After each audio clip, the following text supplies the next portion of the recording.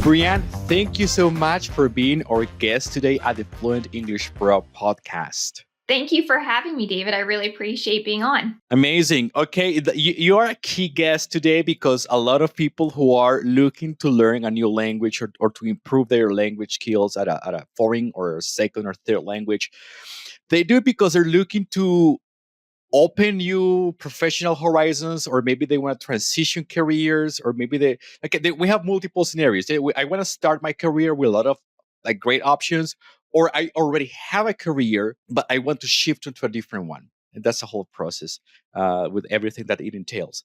And part of that is which is I know is like the focus of the interview today is like growing is not just like doing things well in terms of like doing your job properly. I mean, you have to do your job properly. You have to excel at what you do, but that is not going to get you the promotion, or that's not going to get you the expansion you need. Yeah. Tell me a bit about that. Yeah, you're exactly right. You have to do your job well. That's baseline. You have to have the right skill set. But to stand out from thousands of applicants, whether it is your first job or a job that you're looking to make that switch into, all of these skills that we're going to talk about today will apply because it takes emotional intelligence. And we're going to talk about what that means, but it takes emotional intelligence to get that promotion into leadership. And it takes that to stand out from the crowd. And there's so many people applying for jobs these days. You must be memorable. So what we're going to talk about is how you do that. Yeah. Because I see a lot of people complaining on social media like, hey, I'm doing my job. I'm great at it. I'm the best at my job, but I didn't get promoted. They hired an external person. But I'm aware that it's because you need a different set of skills for doing that next level, right? To be a leader, it takes skills that are not necessarily part of your day job. So if you are a marketer, you may be very good at marketing, and that might be copywriting or paid ads. But to lead a department or lead a team, you actually need a couple things. You need good communication skills, you need management training, you need the ability to control your emotions. That's called self-regulation. And so those are the types of things that you weren't doing in your day-to-day job as just, that baseline marketer. But if you can showcase those skills, they can tap you and say, he or she has the potential to be a leader in this space or to take on bigger responsibilities. And the way that you show them that you're ready for that is to showcase these emotional intelligence skills. I imagine it like moving from an operator role into a leadership role, like the skill sets are interconnected but still different. Will that be a good picture? Mhm. Yeah, I think that's fair. You have to know what your team is doing. You have to understand the skills that they need to develop, but actually getting them to develop within your team, that's a completely different set of skills, to your point. Hmm. Okay. Uh, you have a framework for this, yes? A framework to get noticed, yeah, beyond just doing a great job, which you should. Get noticed in order to get a promotion or to get more opportunities in your career. Before we jump onto the steps of your framework, I would like to know, Brianne, if these steps apply to a particular profile, maybe to a person who is in operations and wants to move into a more administrative type of role, or maybe is it something who is just starting their career, or does it work as well for somebody who is shifting careers? Like, who will this framework apply to? This framework applies to anybody who is looking for their first job, looking for a different job, or looking to get a promotion. And that might be a promotion into management or leadership. It applies to all of those. The only career wise person this may not apply to is somebody who is good at their job and they don't work with customers, they don't work with clients, they don't really work with a team. Maybe they're just a coder or a freelancer, and they don't have to communicate and they don't want to move up. Like that's the only person it may not apply to. But everybody else who is building something or wants to build a career, this applies to them. Great, great. Okay, let's go with the first step because it's 5 steps. Let's go with the first one. I'm gonna ask you like a few follow-up questions because this is very interesting information. So tell us what step one is for getting noticed. Yeah. So I call this the EQ5 success method. So emotional intelligence, there's 5 steps. So EQ5. The first step is self mastery. What does that mean? That means you need to know yourself. You need to be self aware. Self awareness is one of the very first steps of emotional intelligence. So, in a job interview, most people are very nervous, right? So, if you're aware of what's going to trigger you, what types of situations you're most nervous in, or different messages that might trip you up that you're trying to communicate, if you're aware of those things, you can actually counter that by practicing or, preparing well. So how do you figure that out? This is the actual action step. You can set a timer on your phone for 2 or 3 times per day to simply check in with yourself. So maybe first thing in the morning, how are you feeling? How did you wake up?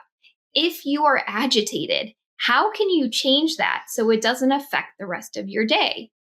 After a meeting or after an interview, check in. How are you feeling? What came up that maybe triggered you or made you nervous?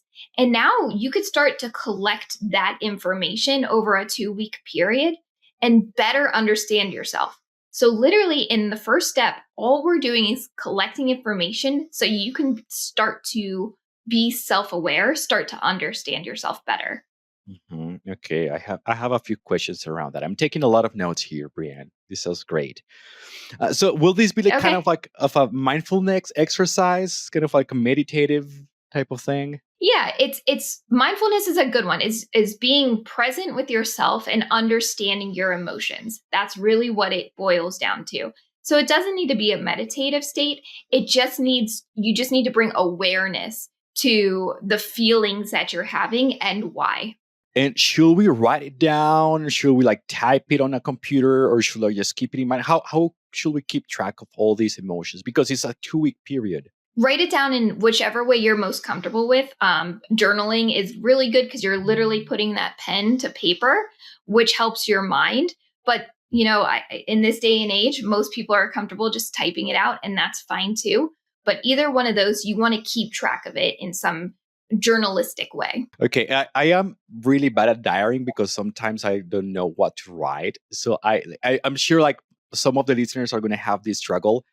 Are there any guiding questions we can use to know, hey, this is what you should pay attention to, at least at the beginning, to know what you should focus on and write that on your log? Yeah, don't feel like you have to be like dear diary and tell all about your day. That's not what this exercise is. Basically, 2 questions. What emotion am I feeling? Why am I feeling that emotion? That's it for this point. So just those 2 questions. If you can answer those just a few times a day and collect that information, you're going to start to really see patterns. Great, great. Okay, very interesting information. So that will be the first step, self mastery. Once we have started, should we wait until the 2 week period has passed to move on to step two, or is it something we can do simultaneously? You can certainly do these things simultaneously. You don't have to hmm wait. Okay, okay. So let's move on to step two. What should I do next? Number 2 is called stability under pressure. So this one is really important because I had a moment during an interview that literally changed my life. It was my first interview ever, and I just had not prepared well enough. I didn't know how to prepare for this interview. And the woman on the other end, it was a phone interview. She asked me a question. I did not know the answer. I didn't prepare well enough. And I started to panic. But really, within those few seconds, what I was able to do is just take a deep breath and then ask her, can we come back to that question? So most people don't think to do that in an interview. They think, oh, that's going to definitely, ruin my chances here. And I did. I really did think I blew this interview. Like I was not getting the job. But I asked, can we come back to the question? We continued the interview. And at the end, I said, I'm ready to answer your question now. I did. We ended the phone call and I was like, man, I'm not getting this job. But what actually happened was she was so impressed with how I handled myself. And looking back now, I know that's called self regulation, that she actually created a position for me. She gave me my dream internship in New York City. So, what that means is we need to work on our stability under pressure. You need to ask for what you need when that moment of panic comes. So in my case, I just needed a moment to gather my thoughts and answer that appropriately. Whatever it is that you may need when you are starting to panic or get nervous, simply just asking for that or determining what your best way through that moment is how you can keep calm and actually provide a better answer than if you panic and mumble off something that doesn't make any sense. So, just understanding yourself from step one is going to help you understand how to manage yourself when pressure comes. I think this is very related or closely related to step one because it's like knowing yourself. And I think part of knowing yourself is integrating those things we don't like about ourselves or like mistakes we make and like things that don't come out as we expect. So, like just accepting and embracing that, making it part of who we are, of how we interact. And then once we have integrated that, we have control over it. If we reject it, we have no control. We create resistance, like we're gonna crash against it. If we integrate it, we know how to react. And as you just mentioned, and this is something I tell my listeners as well, because sometimes they're not native English speakers. So I tell them it is okay to ask the other person to rephrase the question or to repeat the question or to like Yes, approach that question a different way at a different moment. exactly. Ask for what you need in that moment. And that's exactly the perfect advice for the audience. Ask for what you need. To your point, rephrase the question. Exactly. So I'm so glad that you and I are on the same page here. Great, great. And I would like to emphasize what you just said. That is not going to affect your results. That is not going to like damage your image or damage the outcome you're going to have at your interview.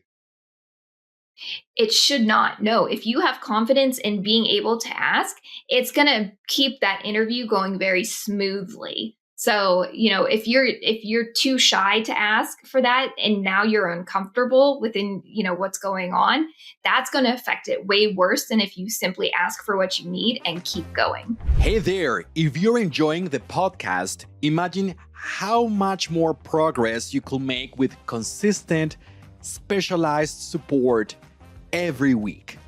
Introducing the Fluent English Pro membership, designed specifically for busy professionals like you who want to keep improving their English even on a busy schedule. You'll find fluency activities, tutorials, mini courses, vocabulary builders, and live events, all focused on work and business English. Whether it's mastering international meetings, doing presentations, or answering tricky emails, this space is built to help you grow. If you're serious about your communication skills, visit fluentenglishpro.com/members and subscribe today. That is fluentenglishpro.com/members. Let's turn your English into your biggest professional asset.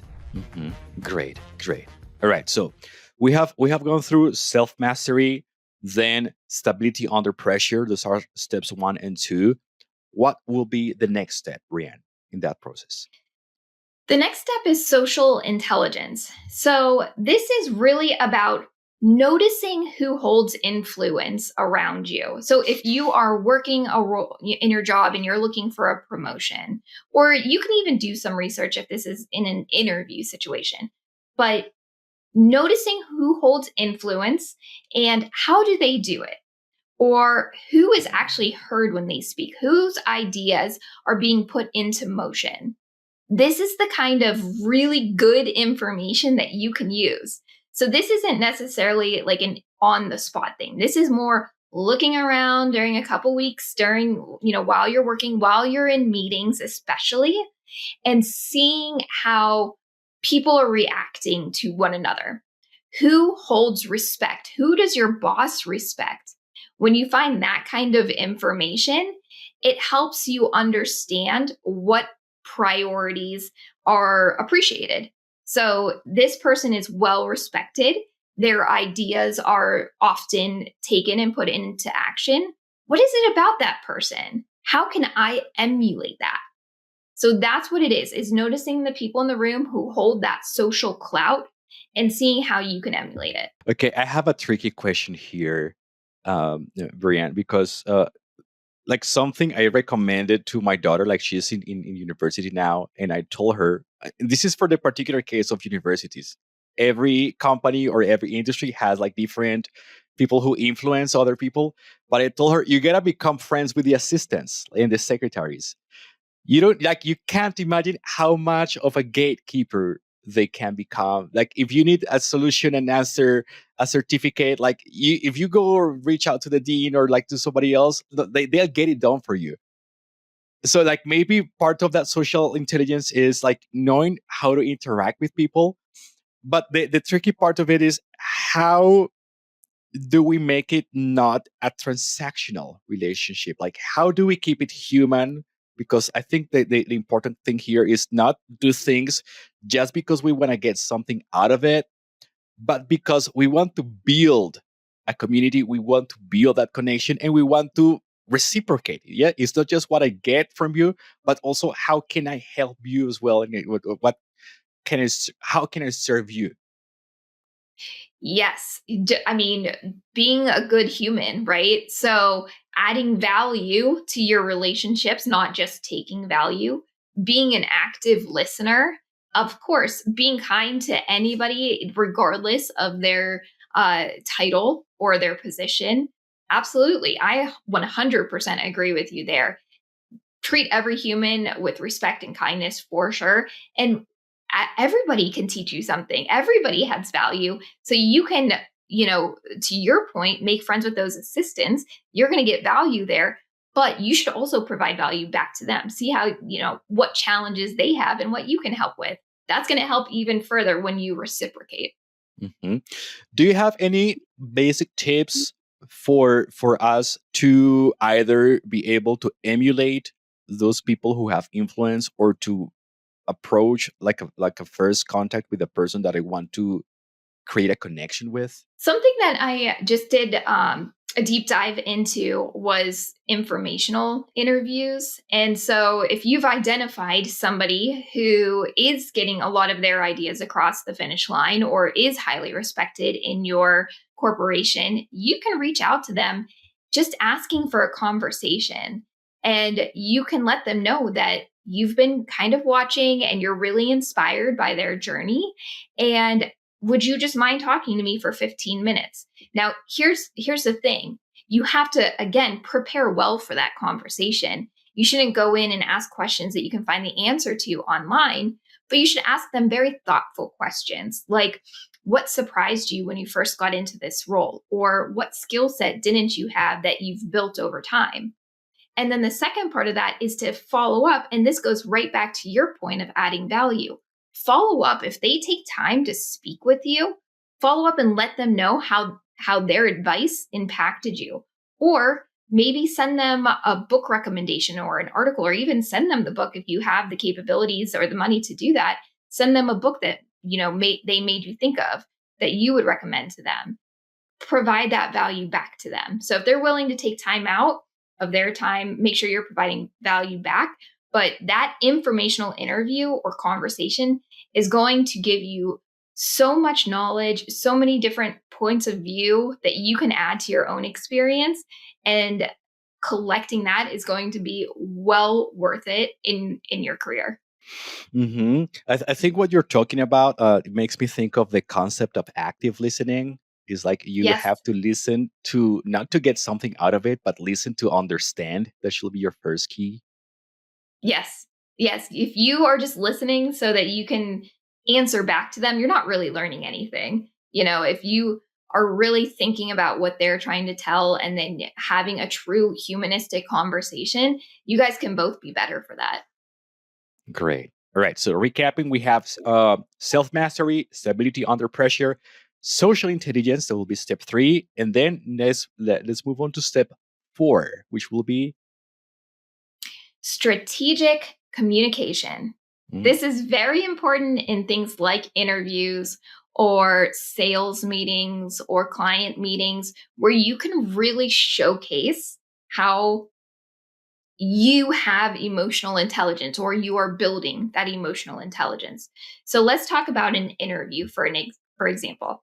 If the interviewer says, "Tell me about yourself," what one option is to go to your resume and read off your resume. That's not really what they're asking for, though. The better way to approach that, a more strategic communication skill, would be to tell them a story. And by that, I mean creating a through line. So you would start with something like, I've always enjoyed writing, storytelling, and helping to solve challenges. And so that's why I was drawn to marketing. Plug in the words for whatever industry you're in. The second part of that is now connecting the dots with relevant experience that you've had. So maybe you're new and coming out of college and you don't have a full-time job, but you can talk about your experience writing for the college newspaper, college magazine. So connecting those dots. And then the third part of that would be, I'm really looking for a role that I can excel in and have this challenge, and I'm willing to learn all these things and I'm excited about it. So bringing it back around to that role that you're interviewing for, that through line, that story is a much better answer to tell me about yourself. It's much more memorable than just reading the resume that they have already looked at. So that strategic communication can take you really far in interviews and sales and client meetings, like we talked about. And having showcased that, people are going to start noticing you. great. Okay, I would like to try to summarize that. Correct me if I'm wrong, please. So the first thing when I'm speaking about myself should be like highlight the skill, then show examples of how that skill has like these experiences where I have to use that skill, and they don't necessarily have to be work related. They can be something you did as a volunteer or as a leader at some type of like social organization or school organization, right? And then how Yes, that reflects towards the job position I'm looking for. Will that be right? you nailed it. Nailed it. Amazing. All right, so then let's move on to step number 5. Okay. This one, smart money moves. So this goes along with getting a job or getting a different job, right? If you're going to go in and you're going to negotiate your salary, if you are going to ask for a raise, you have to do that the right way. So if your audience is already working in a job and they want a promotion, probably the worst thing that they can do is go into the office and say, "I've been working here for a year, I want a raise." That's not how things work.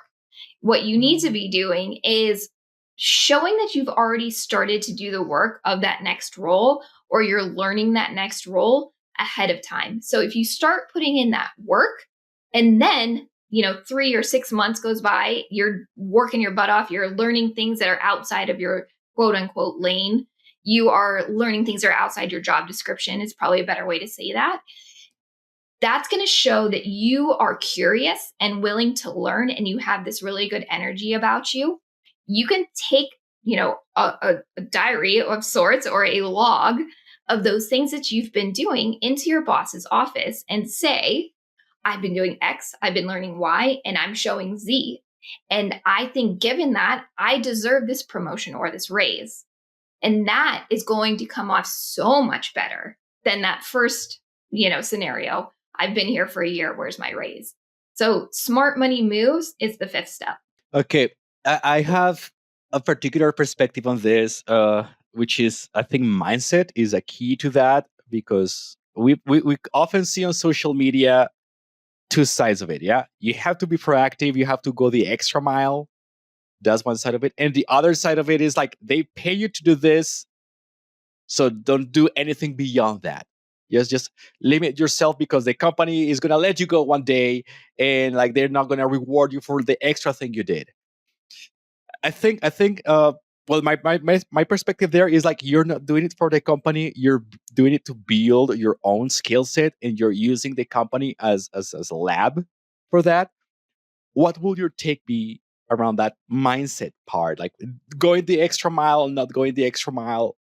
Yeah, I see both sides, right? And if you are happy in your role and that is where you want to be for the next couple of years, then do your job well and go home and turn off your computer and that's it. If you are happy where you are, then stick to that mindset.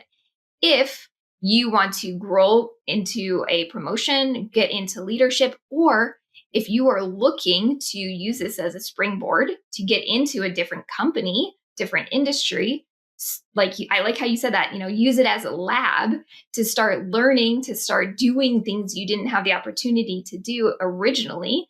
And that is going to help you grow. So it's really a value to you to do those things. So it just, to your point exactly, it's your mindset. Where do you want to be? And then apply accordingly. So I'm gonna recap for the listeners. So the EQ5, that's the name of the framework. First step should be self mastery. Step two, stability under pressure. Step three, social intelligence. Step four, strategic communication. Step five, smart money moves. That sounds great. Like I like how precise they are. Very Yeah, easy to implement easy to remember. and easy to remember as well, for sure. If I would like to think of two different scenarios, and I don't know, maybe if there is a single answer for both, or it's two separate answers. What will be actions a person who is just starting their career can take in order to implement these steps? Like what can I do this week, for example, to implement these steps? And the other scenario will be if I already have a career, but I want to shift onto a different industry. What is the first step I can take based on this framework? I think if you're just starting out, start with that step number one. And this is not just for anybody starting out. I know a lot of, leaders that could be more self-aware. So start with step number one and just start being self-aware, noting down those emotions and why you're feeling those emotions, and just start getting that data. That would be for the first scenario. If you are looking to grow in your career, identify the person that you can serve. And what I mean by that is maybe it's your boss or maybe it's somebody in a different industry, like you said. But how can you start noticing their challenges and bringing solutions to the table? So this is a lot easier if you are, working with somebody in your own organization. You can look at your boss and say, what are their challenges? You can use that empathy skill to start noticing their challenges and bringing solutions to the table. Start taking some of that off of their back, make their life easier.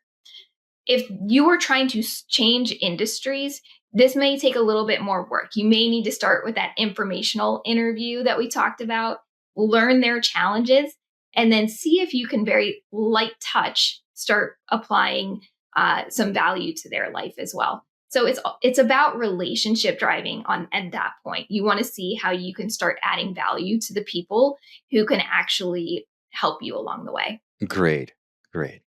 All right, those are amazing tips. To wrap up, I would like to ask you for the definition of a key word which Okay. relates to this conversation, which is career visibility. I'm sure like you have already kind of like touched or defined what this is with the answers you've given. But if a person asks you, hey Brian, how would you define career visibility? What would you tell them? I think this means that people are starting to notice you. So, all of the things we've discussed here, they're starting to see that you could be a potential leader or you can be the potential next step in your career. They're starting to see that in you. They're starting to see what your future looks like. Great. Thank you so much, Brianne. If people want to know more, they want to learn more about how they can start projecting their career to the future, either as a person who is just like becoming a part of the job market, or maybe a person who wants to shift. Where can we find you? Where can we learn? I don't know, like tell us about social media or platforms that you offer where we can get more information. Yeah, thank you very much for the opportunity and thank you for having me on to share this. I know that it can be a little bit abstract talking about emotional intelligence. So I created what I'm calling the Emotional Intelligence Playbook. I usually sell it for $19, but for this audience, totally free. And what it's going to do is it's going to go deeper into what we've talked about here, but it's going to also include some uh, journaling prompts for you. It's going to include a little bit of a financial diary for you. So you can go check that out. It's at theindependencelab.com /playbook. That's where you can find it. My organization is called the Independence Lab. And I also post a lot of daily tips on TikTok. So you can find me there. It's at Brianne Independence Lab, and it's BRIANNE Independence Lab. Amazing. So for those listening, the links to the playbook and the links to the social media channels are going to be listed on the show notes. So go check them out. Follow Brianne on her TikTok account, and get to download the book, download the playbook, and see how you can benefit from it. Brianne, really, really, really appreciate all the thoughts and all the experience and all the tips you have shared with us today. Thank you so much. Thank you for having me.